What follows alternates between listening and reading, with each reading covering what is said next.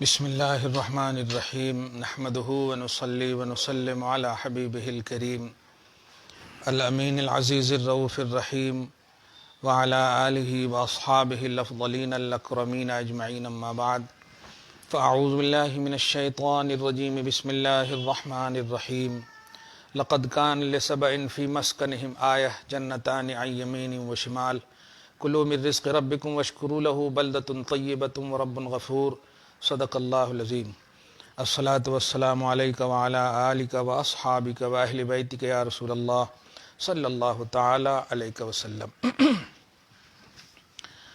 سورہ سبا سورہ نمبر 34 کی آیت نمبر 15 کا درس ہونے والا ہے۔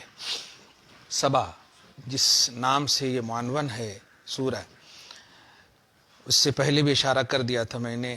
یہ سبا کیا ہے؟ یہ اپنے اصل شجرہ سے منسوب ہیں۔ ان کی اصل ہے، یہ ہیں اولاد سبا بن یشجب بن یعرب بن قحطان۔ یہ قحطان کی اولاد میں سے ہیں، یہ قبیلہ بولتے قبیلہ قحطان کی نسلوں میں سے ہیں۔ اللہ سبحانہ اس کے بعد اور اس کے بعد کی 2-3 آیتیں جو ہیں، نعمت اور شکران نعمت اور کفران نعمت، ان تینوں کو بڑی اہمیت کے ساتھ پیش فرمایا ہے کہ اگر اللہ سبحانہ آپ کو دے تو دی ہوئی چیز کو منعم کی طرف نظر کرتے ہوئے استعمال کرنا، نعمت کی طرف صرف نظر کرتے ہوئے استعمال کرو گے تو ختم ہو سکتی ہے وہ چیز۔ منعم جس نے دیا ہے، منعم نعمت دینے والا۔ ہاں، بہت اہم بات ہے۔ دیکھیے غوث پاک رضی اللہ تعالیٰ عنہ، سب سے اہم بات جو ہے اس میں بلدہ طیبہ کا بھی ایک ذکر ہے۔ سنیں، غوث ترجمہ میں فرماتے ہیں، تحقیق کے اولاد سبا کو یا اولاد سبا کے لیے، اب سمجھ جائیے، ہے نہیں، جو قحطان کے اولاد میں، فی مسکنہم، ان کی رہنے کی جگہوں میں، اور وہ جگہ تھی یمن میں۔ یمن میں وہ جگہ تھی، غوث کہہ رہے یقال لہا معارب، اس جگہ کا نام معارب تھا، اس جگہ کا نام معارب تھا، بقرب صنعاء، جو مقام مطلب صنعاء کے قریب تھا، جہاں پر حضرت علی کے لیے جو سورج نکلا تھا، صنعاء مقام پر۔ کیا کہنا ہے، ہاں، جو قریب تھا صنعاء کے، مسیرت ثلاثہ مراحل، 3 مرحلوں کی مسافت پر، 3 مرحلوں کی مسافت پر۔ یا اللہ، یہ علم جغرافی دیکھیے غوث پاک کی، الحمدللہ رب العالمین۔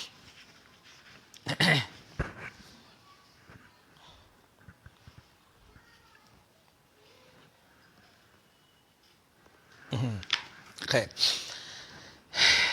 کہتے ہیں کہ ان کی جگہوں میں، یعنی جو یمن میں تھی، آیتن، ان اولاد سبا کو کے لیے ایک نشانی ہے۔ اب نشانی کی تعریف کر رہے ہیں غوث پاک، عظیمتن و نعمتن جسیمتن، ایک عظیم نشانی ہے، جسیم نشانی ہے، جو دالۃ علی کمال معطیہا، جو نعمت عطا کرنے والے کے کمال پر دلالت کرتی ہیں، اور نعمت عطا کرنے والے یا وجود دینے والے پر دلالت کرتی ہیں۔ وعلی اتصافہ بالاوصاف الکاملۃ والاسماء الحسنی، وہی، اور وہ کیا ہے نشانی؟ جنتان، 2 باغ ہیں، عن یمین و شمال، ایک باغ رائٹ میں تا حد نگاہ اور ایک باغ لیفٹ میں تا حد نگاہ، یمین و شمال۔ جنت عجیبۃ عن یمین بلدہم واخری عن یسارہا، غوث کے جملے ہیں یہ سب۔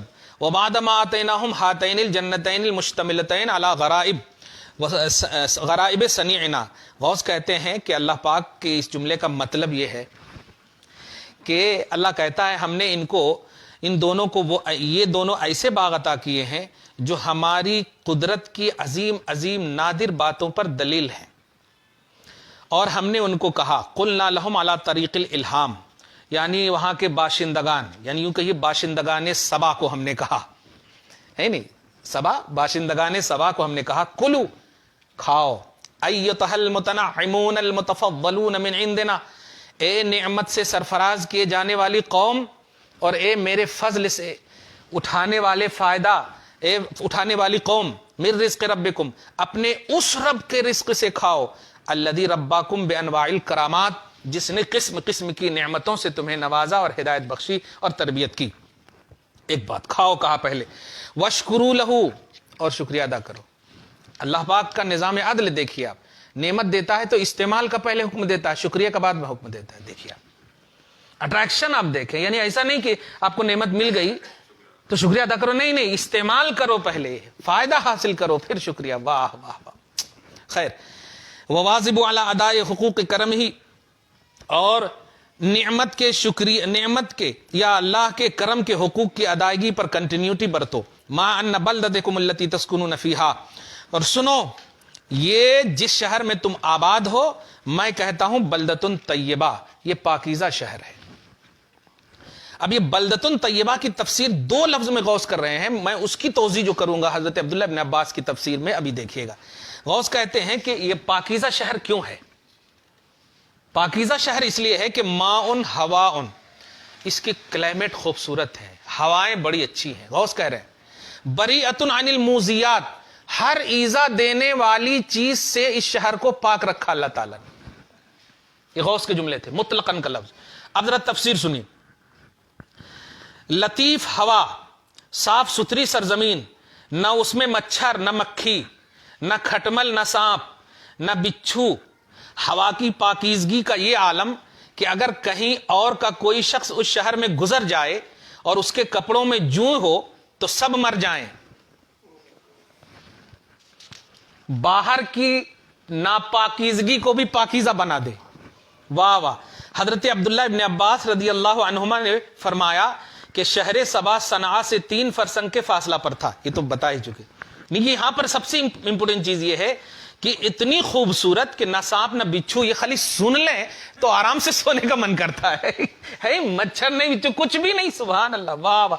یعنی آل ان آل موزی پروف ہے کہ نہیں، ایزا دینے والی چیز سے. واہ واہ سبحان اللہ. میرے غوث کا جملہ بریئۃ عن الموذیات مطلقہ،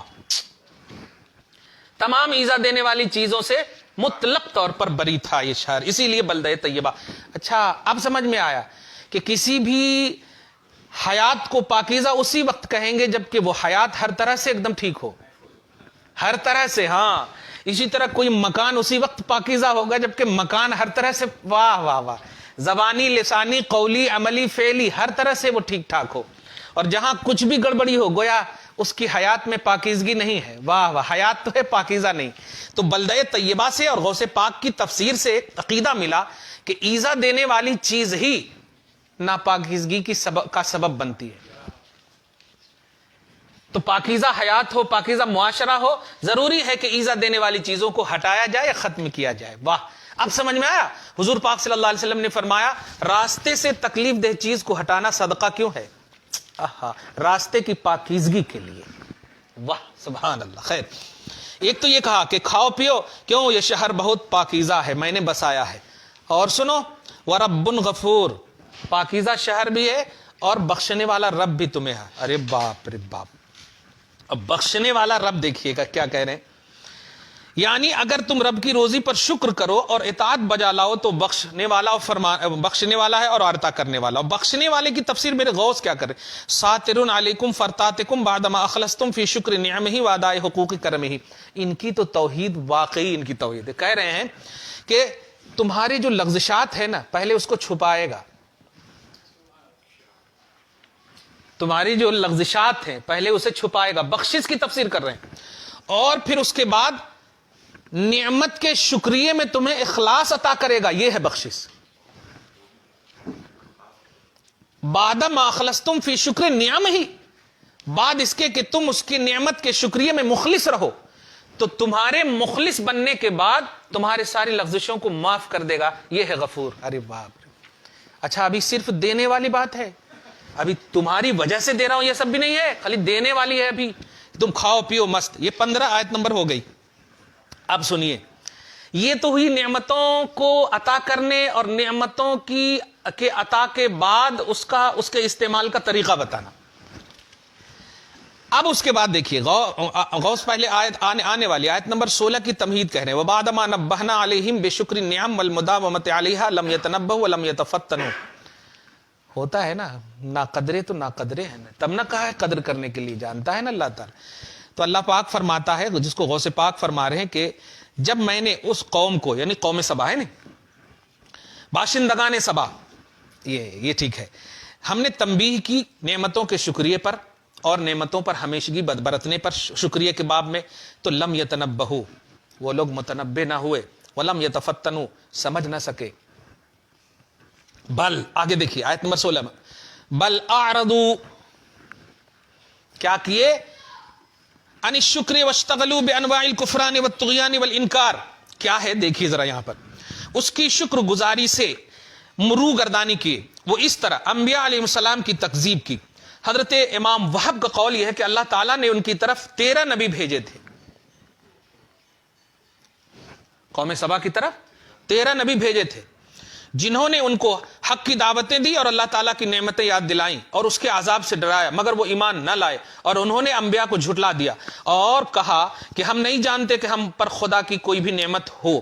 تم اپنے رب سے کہہ دو کہ اس سے ہو سکے تو وہ ان نعمتوں کو روک لے. یہاں پر ایک جملہ عام بولو، وقت سے پہلے اور ضرورت سے زائد کوئی بھی چیز مفید نہیں ہے. وقت سے پہلے اور ضرورت سے زائد کوئی بھی چیز صحیح نہیں ہے.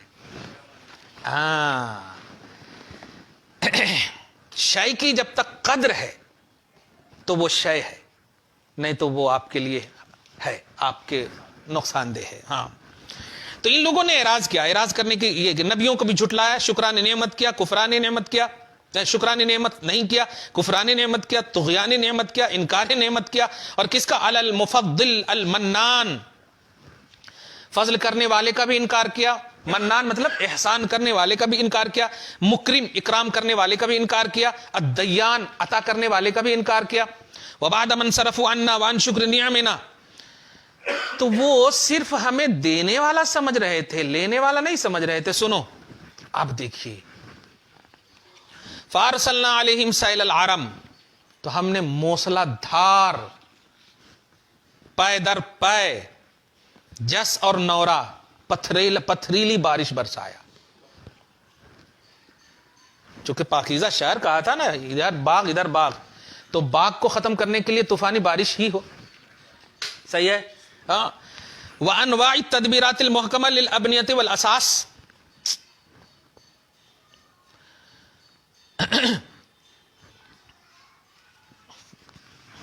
بڑا دیکھیے اب منہ پھیرا تو ہم نے ان پر زور کا مطلب زور کی بارش بھیجا، عظیم سیلاب، جس سے ان کے باغ اموال سب ڈوب گئے اور ان کے مکانات ریت میں دفن ہو گئے اور اس طرح تباہ ہوئے کہ ان کی تباہی عرب کے لیے مثال بن گئی. بلکہ غوث پاک نے ایک جملہ بھی مطلب ارشاد فرمایا کہ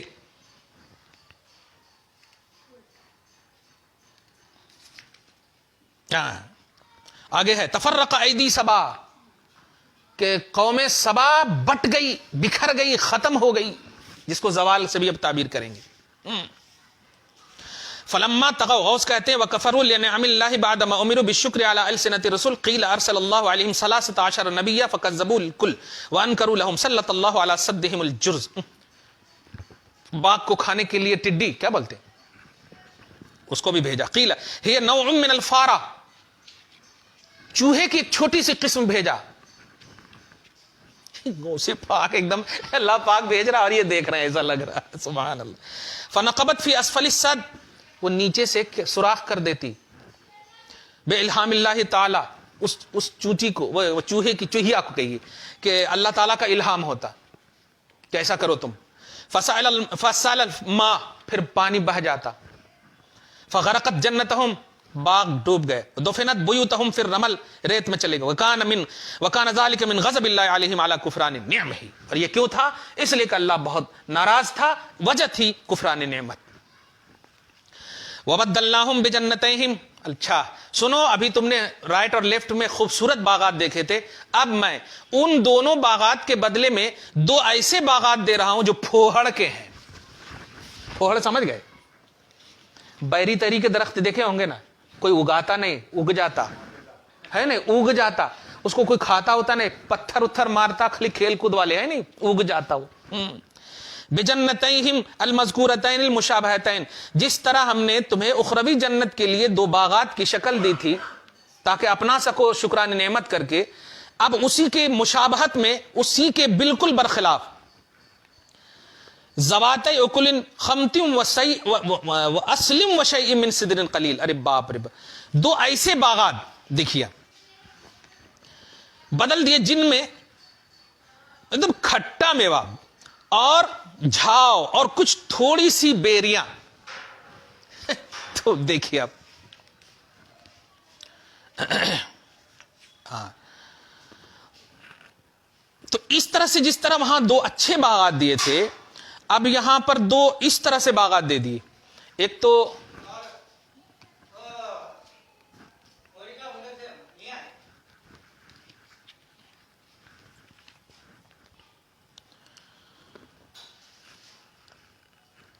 تو مطلب یہ کہ کانٹے دار دے دیا ایک باغ. آئیے تھوڑی دیر بیٹھیے نا، ہاں 10 منٹ میں کر. اور ایک وہی تھوڑی سی بیری، یعنی ایک باغ پھوہڑ کا دے دیا اور ایک باغ وہ بیری کا، دونوں کو بدل دیا. اور بیری کی تفسیر میں غور سے پا کر ہے قلیل النفع، اس کا کوئی نفع نہیں بلکہ اور کھانسی کی چیز ہوتی ہے وہ. ہاں اذ لا یسمن ولا یغنی من جوع، اس لیے کہ نہ وہ موٹا کرتا ہے اور نہ بھوک پیاس ختم کرتا. اب یہ کیوں کیا؟ ذالک جزیناہم بما کفروا، یہ آیت نمبر 17 ہے، دیکھیے گا. آیت نمبر 16 ہو گیا، آیت نمبر 17 بما کفروا. یہ میں نے کیوں بدلا، یہ تبدیل نعمت اور تبدیل جنت کیوں کیا؟ وجہ یہ تھی کہ ان لوگوں نے کفر کیا. اور ساتھ ہی ساتھ یہاں تک تو صرف قوم سبا کی بات چل رہی تھی، آگے کہہ رہا وَهَلْ نُجَازِي إِلَّا الْكَفُورَ. اور سنو، ہم ان تمام ناشکروں کو ایسے ہی بدلا دیں گے. یہ ہے ہمارا کانسٹیٹیوشن. چونکہ قرآن پاک جو ہے ایک قانونی کتاب ہے، تو صرف اگر واقعات اور حکایات بیان کر کے بند کر دیا جائے تب تو پھر یہی لازم آئے گا کہ نہیں ان کے واقعات. وَهَلْ نُجَازِي إِلَّا الْكَفُورَ سے ذہن دے دیا اللہ تعالیٰ نے کہ وہاں کیا تو تم ذہن مت رکھنا کہ نہیں ہمارے لیے نہیں تھا. ہوتا ہے نا آج کل پھلو جھاڑنے والی، نہیں اللہ کی نعمتوں کا شکر. اچھا وہ تو عام نبیوں کی قوم کا معاملہ ہے، تم تو اعلیٰ نبی کی قوم ہو، تم اگر نعمت کا شکریہ ادا کرو گے تو تم کو اسی لیول سے ملیں گے، اور نہ شکریہ کرو گے تو وہ لیول بھی ویسے ہی ہوگا. اللہ پاک ہم سب کو محفوظ اور مامون فرمائے، اور خصوصیت کے ساتھ نعمتوں کی شکر کی بجاوری کی کامل توفیق نصیب فرمائے. ہم سب کو، ہم سب کی آل اولاد کو برکتوں سے نوازے. ہم سب کو، ہم سب کے گھر بار میں، آل اولاد میں، خاندان میں، اقربا اعزاء متوسلین محبین معتقدین مریدین سب کو نیک اور اچھا رکھے. ہر طرح کی نعمتوں سے اور قدر نعمت کے ساتھ جینے کی توفیق نصیب فرمائے. نیک اور جائز تمنائیں پوری فرمائے. آل اولاد میں برکتیں عطا فرمائے. جو بھی پریشانیاں ہیں دور فرمائے، مشکلات کو حل فرمائے. وصلی اللہ تعالی علی خیر خلقہ محمد وآلہ واصحابہ اجمعین برحمتک یا ارحم الراحمین.